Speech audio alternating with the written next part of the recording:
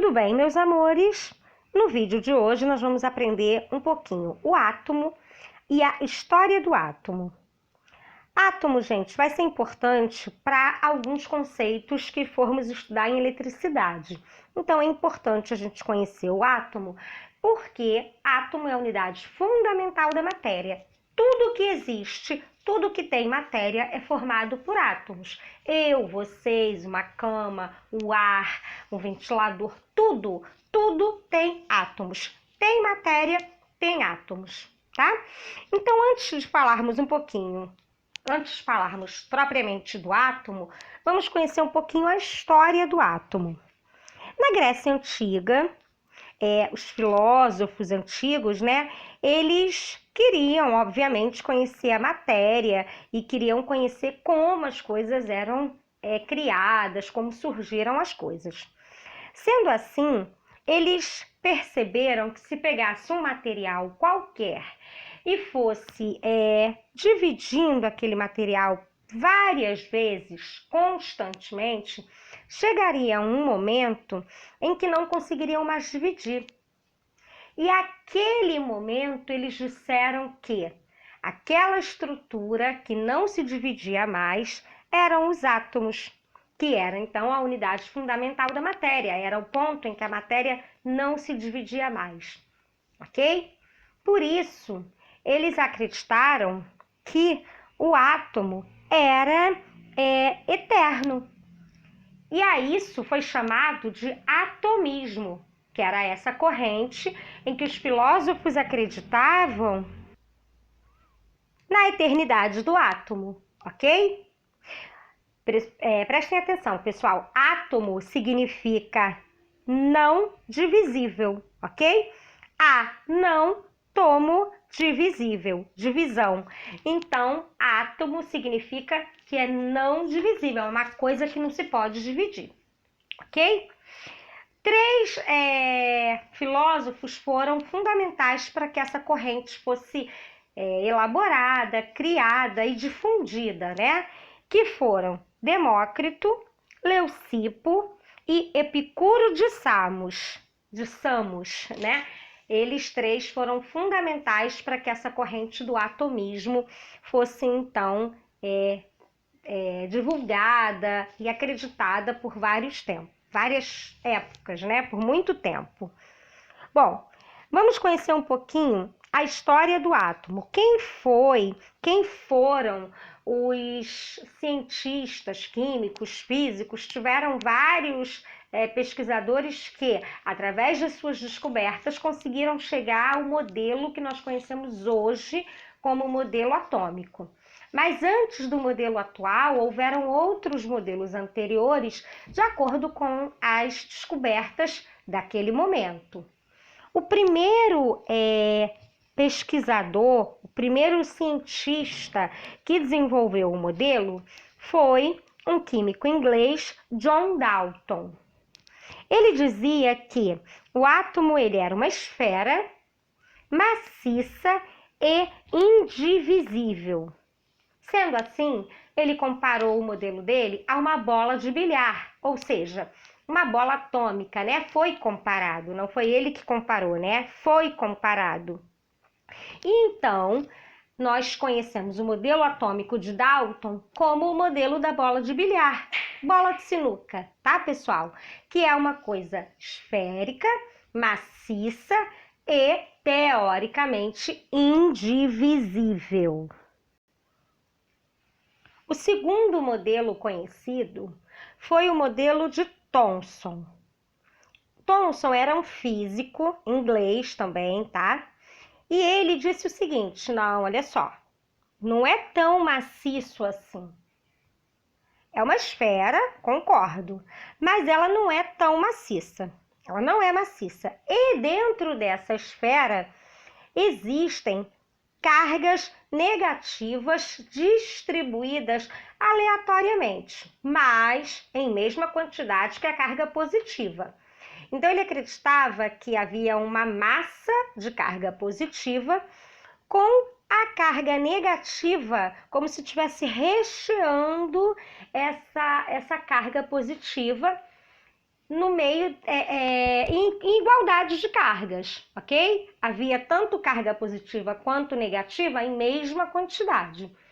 E aí, esse modelo foi comparado a um pudim de passas, porque já não é tão rígido, tão maciço, e as passas mergulhadas no pudim seriam a carga negativa mergulhada na carga positiva, tá?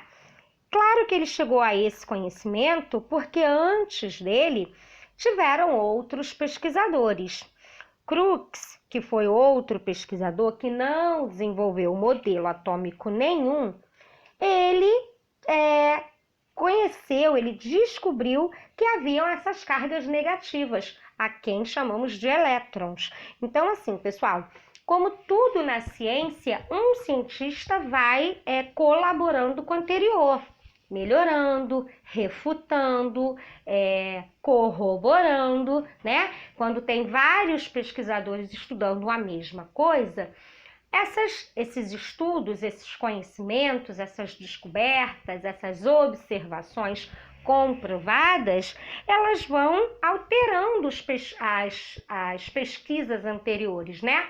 Podendo ser complementando, podendo desconsiderar, dizer que estava totalmente errada ou confirmar. E aqui na história do átomo não foi diferente. Então há uma progressão. Os modelos eles foram reajustados ao longo das descobertas que foram sendo feitas, né? Dalton não tinha conhecimento das cargas, não sabia que tinha carga positiva, não sabia que tinha carga negativa. Já Thomson, que já se havia descoberto então as cargas, ele já pôde dizer que dentro do modelo atômico havia a existência dessas cargas. Então, um pesquisador foi complementando, alterando o modelo anterior, tá? Então, o modelo atômico de Dalton era o modelo da bola de bilhar. O modelo atômico de Thomson já era o pudim de passas. Ele não era tão maciço e ele tinha cargas negativas distribuídas aleatoriamente numa carga positiva, ok? E aí veio então mais estudos, mais pesquisadores, até que chegamos ao modelo de Rutherford. Rutherford descobriu que o átomo não era maciço, ele só confirmou, não é maciço. E deduziu-se então que ele descobriu que essas cargas negativas não ficavam imersas numa carga positiva. Elas ficavam ao redor desse núcleo. Ele descobriu então que existia um núcleo com carga positiva e ao redor desse núcleo as cargas negativas. E a esse modelo então foi comparado como modelo planetário, aonde o Sol seria o núcleo e todos os planetas ao redor seriam os elétrons orbitando ao redor do núcleo. Então, ele disse que no núcleo tinha uma carga positiva e ao redor dele a carga negativa sendo orbitada, ok? Depois, então, outro cientista, Bohr, chegou, complementou o modelo de Rutherford, que é o modelo que nós usamos atualmente, tá? Que a gente chama de modelo atômico de Rutherford-Bohr. Nesse modelo, nós mantivemos que existe um núcleo, mantivemos que os elétrons estão ao redor, porém, no núcleo também existem outras cargas que não, outros elementos, né, outras estruturas, não são elementos, me desculpe, outras estruturas que não possuem carga, que chamamos então de nêutrons. Nêutrons porque não tem carga, ok, galera? Então, descobriu-se que no núcleo não tem só apenas carga positiva. Tinham carga positiva e substâncias, estruturas sem carga, que eram os nêutrons. E continuava ao redor os elétrons distribuídos em eletrosferas, em eletrosfera, negativos orbitando ao redor desse núcleo, ok?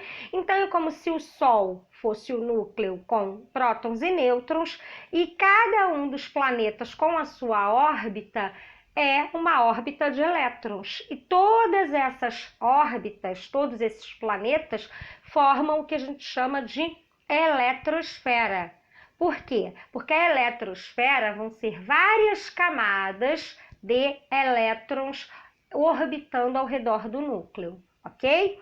É como se cada camada, galera, fosse um planeta com a sua órbita, né? Então, eu tenho ali Mercúrio pertinho do Sol, fazendo a sua órbita.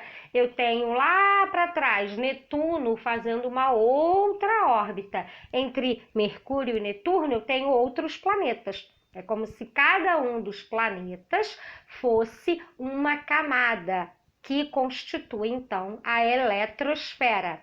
Esfera de elétrons, ok? Então, nós podemos ver na imagem aí que no meio nós temos bolinhas brancas e rosas, que são prótons e nêutrons, e ao redor, como se tivessem várias linhas, né, ao redor, com bolinhas laranja, seriam os elétrons. Bom, para a gente dar uma olhada mais didaticamente, vamos observar aqui, ó, como o átomo seria então. Aqui no meio nós temos as bolinhas azuis e vermelhas, aonde as bolinhas azuis são os nêutrons, as bolinhas vermelhas são os prótons. E ao redor várias camadas, várias linhas, galera, várias órbitas de elétrons. E esses elétrons aqui no esquema estão representados em verde. Pessoal, essa imagem é uma imagem didática, tá? Só para que a gente consiga perceber o que tem no núcleo e o que tem ao redor dele, ok?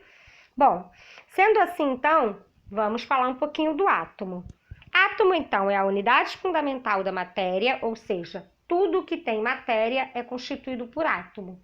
Tudo, galera, exatamente tudo. Eu, você, o ar, qualquer coisa que tem matéria tem átomo. O núcleo deste átomo, ele é separado dos elétrons, tá? Ele tem um núcleo que é constituído, então, por prótons e nêutrons. E ao redor desse núcleo nós temos uma eletrosfera, que são várias camadas com elétrons que ficam rodando em volta deste núcleo. O tamanho do átomo depende do elemento a quem ele represente, tá? Nós temos átomos de tamanhos diferentes, com quantidades de elétrons e de eletrosfera diferentes, tamanho de eletrosfera diferente, tá? Essa parte de átomo vocês vão estudar mais profundamente no 9º ano em Química. Mas é importante que a gente entenda que o átomo ele tem cargas positivas e negativas, e essas cargas positivas nós chamamos de prótons e ela está no núcleo, e a carga negativa nós chamamos de elétron e ela está rodando em torno do núcleo. Por que é importante vocês saberem isso, pessoal? Porque quando nós falarmos em eletrização, em alterar a quantidade de elétrons e prótons de um átomo, na verdade, a gente não altera a quantidade de prótons. Nós só mexemos na quantidade de elétrons. O núcleo não tem alteração. O que vai alterar são esses elétrons que estão ao redor dele. São esses elétrons que vão ser doados para alguém ou vão ser aumentados recebendo de alguém. E aí, quando eu ganhei ou perdi esses elétrons, ele ficou negativo ou positivo, ou seja, ele se eletrizou, tá? Vamos aqui só reforçar: corpo neutro e corpo eletrizado. Átomo é neutro. Por que ele é neutro? Porque ele tem a mesma quantidade de elétrons e de prótons. Se ele tiver 8 prótons no núcleo, ele tem 8 prótons rodando ao redor desse núcleo. Agora, se por algum motivo ele perdeu um elétron, ele ficou com 7 elétrons e 8 prótons.